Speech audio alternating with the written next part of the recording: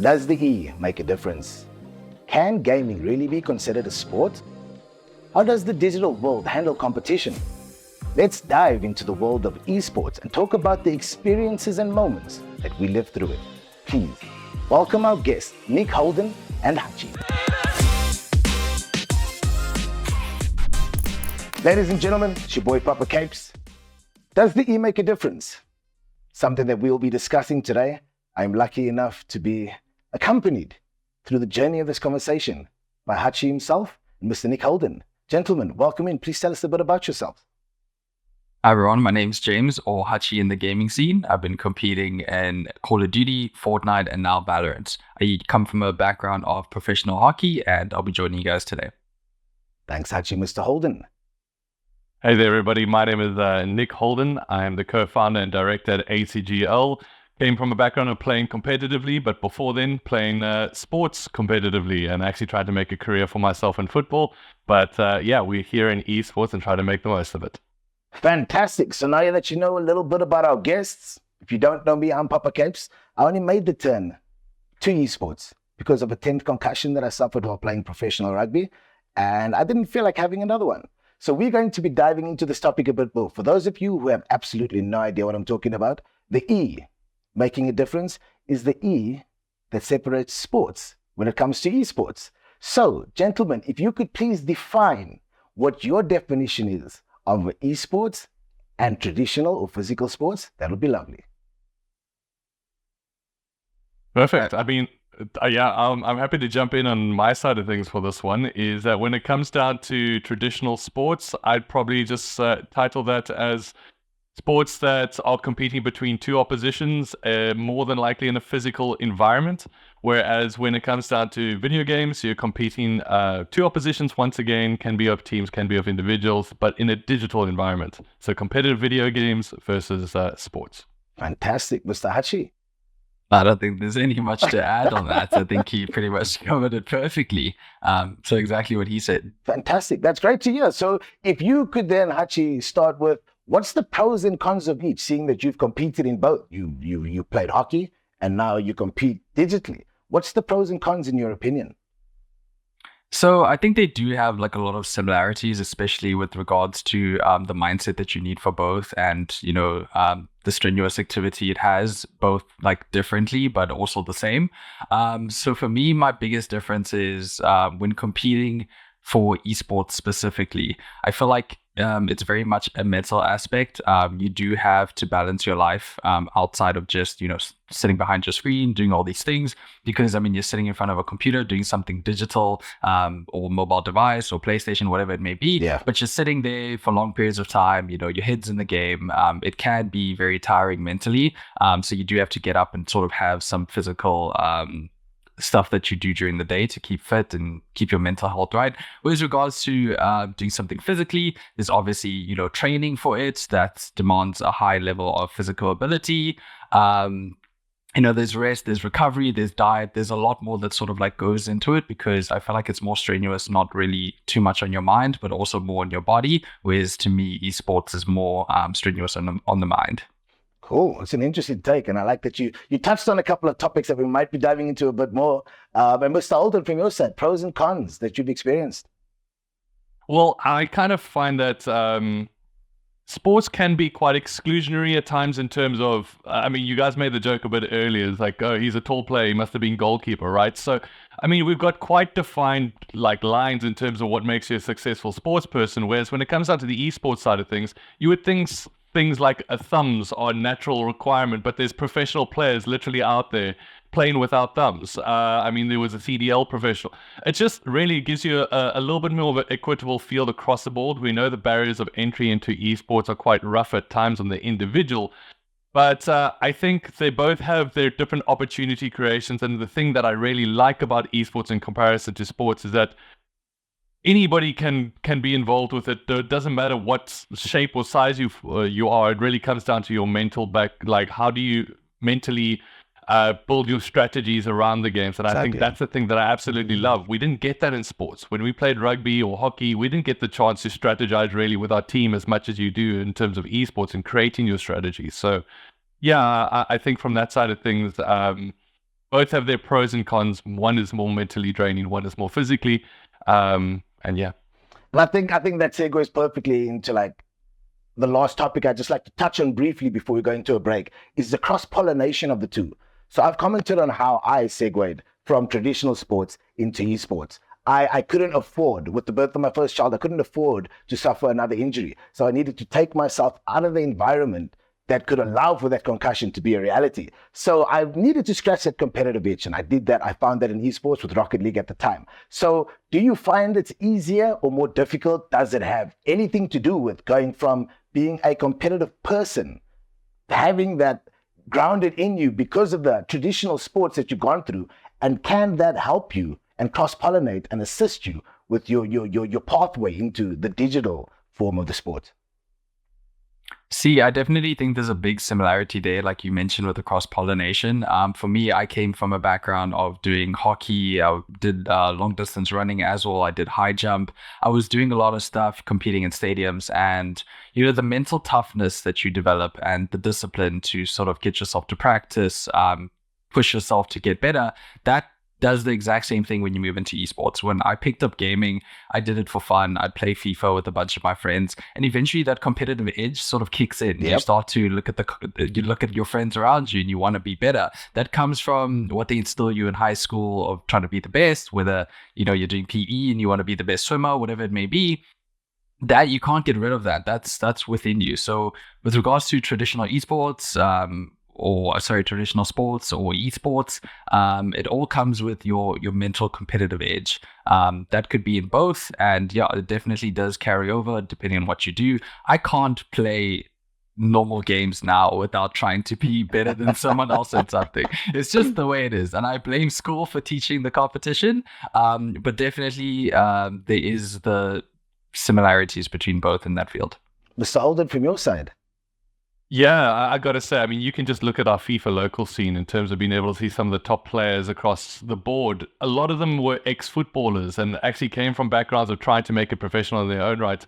And I think those intricacies can help you in playing certain games, but it's as Hutchie alluded to, it's the mental fortitude that comes with competitive gaming, and just being competitive overall, that there's that release for a lot of people that are disheartened by trying to make it further in traditional sports. Esports becomes an opportunity for them to scratch that competitive itch again and to be able to chase those goals and aspirations. We, like Hutchie pointed out, you can't help but want to be the best or be the best version of you in one of these games, because that's the way you are. That competitive spirit lives inside of you. So I think that there's a natural cross-pollination for those that are trying to make it in sports or try to be able to be the best sports person that they can be, to find video games as an outlet for them to be able to achieve some of those goals that they might not be able to achieve in the physical realm of sports. Stay tuned for more right after the break.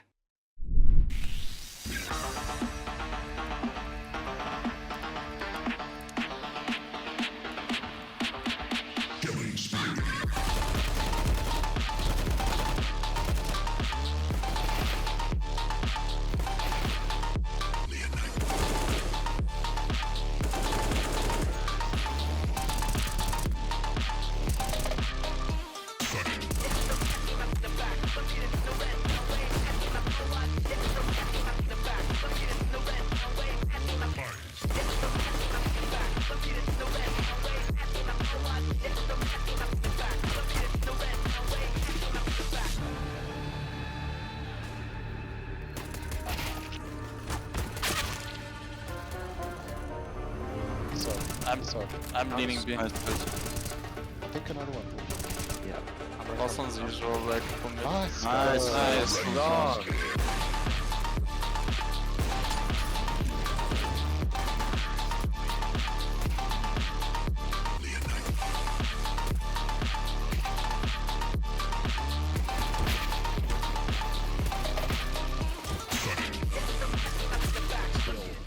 The first is clinical. No, player hiding, he gets the headshot. Volge is looking in the right direction. He spots him out and Volge wins it.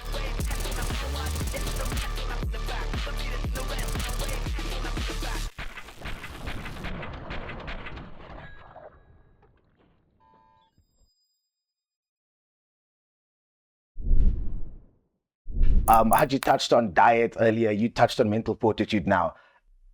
For me, I don't see a difference between the two. I've had tons of sweat and perspiration dripping on a rugby field. I've had the same playing a finals of like a huge tournament for like $25,000 in Rocket League. These BMT comes into play, which comes into play in your traditional sports, comes into play in your esports. Then you get moments where you need a clutch. You need moments where you just got that ice in your veins. These are situations that can present themselves whether you're in your traditional field, on a rugby field, the netball field, the volleyball court, or whatever game you're playing on the PC, on the console. Even mobile games have esports these days. So there's so many similarities between the two that if one presents you with certain adversities that overwhelm you, your path's still not limited. You just said, now there's an expansion to the digital world that allows for you to fulfill whatever it is that you need to fulfill. Competitive itches need to be scratched, so be it. Scratch it, wherever you deem fit. But it's all about balance at the end of the day. Whether it's traditional, whether it's esports, you need to be balanced. Don't become a hermit and sitting behind your screen. Hutchie touched on it, Holden touched on it. You got to ensure that there's a balance. You need to be mentally fit. You need to be mentally healthy. You need to be physically healthy, whether you're sitting behind the screen or not. Thumbs hurt, fingers hurt. You see some people doing crazy things on their keyboards. But you also see people doing drop kicks from within their own 22, like Francois Stein. So yeah, I think that it's crazy to think of how far we've come from our generation, that many people have segued from traditional sports into esports. Do we see this growth continuing in the future? Do you think that more people from traditional sports, whether they failed or not, maybe they've just made the decision because they're no longer comfortable playing physical sports? And what do you guys think of the future holds with the transition from traditional sports to esports? For me, sorry, Nick, go ahead. All right. I was gonna say, like, we've been doing a lot of work in the schooling side of things, and for me, it's an interesting transition, is because we draw the comparison of sports going into esports because sports is all we've known, right? But now these kids have come in and they're actually having esports as an outlet at a younger age than we all had access to, which means that they're learning team building skills, they're learning how to be able to communicate, they're learning how to strategize. And it's no longer necessarily that it's always going to be sports to esports. It's going to be esports to esports too, which kind of shows you a long way in terms of how far we've come. But ultimately, when it comes down to the future of this, I can only see this growing. There's so much active interest in the youth department, and even at younger ages than the high school space, is that we're seeing a lot of youth actually wanting to try pursue this. But there's also further opportunities of them actually pursuing the mental side of this game, of like, how do they coach? How do they train? How do they become the managers as a part of these teams? So there's a lot of capacity for the space to grow. And if anything, the students have more control in this space than they would even in the sporting traditional space, where they almost get preached to in terms of, this is what you must do. These are the rigid structures. Whereas this is so exciting because the youth are almost deciding some of these structures that are actually being built. Facts, Mr. Hutchie? Yeah, so going back to what Nick mentioned as well about not having access to specific things. So I grew up in Botswana, and we're not very big in sports over there. There isn't much structure to, if you want to become a footballer, like what you have to do. If you want to do basketball, what you have to do. And sporting, esports, none of those are really funded. So for me, I found my sort of in with esports. I tried going pro in hockey, joined the hockey national team. We were competing against like some Southern Africa teams. And then all of a sudden, the government just decided, okay, we're going to pull the funding. So what happens to the hockey division and everyone that have been practicing, trying to become professional hockey players, it dissolves. So then it sort of goes into, okay, if the country is not, supporting this, or, my team isn't, committed or whatever, there's not much of where you can really go with it. So for me, I found esports to be sort of my in, because all I needed was a console, I needed internet connection, and I just needed to learn the game and get better. So I met people from around the world, which I would have never done in sports, because you have to sort of physically go see someone. If you want to become a professional hockey player, they have to trial you. So for me with esports, it was like, okay, I'm on a game, I connect online, I'm playing with these people, chatting with these people, getting to know them. And it sort of like makes you feel included in a different community. And it makes it so easy to sort of join and get involved. So that's why I loved esports as it is. And I feel like a lot of people might feel excluded in traditional sports. Maybe they feel they're not good enough, or they were born in a certain disadvantaged from other people. Some people are genetically built for the sports they do. And with esports, I feel like a lot more people can get involved, and there's pretty much a game for everyone if you want to head into esports. It's incredible to see the similarities between esports and traditional sports. Thank you again to our guests Nick and James for their time. Don't miss the next episode of The Roundtable.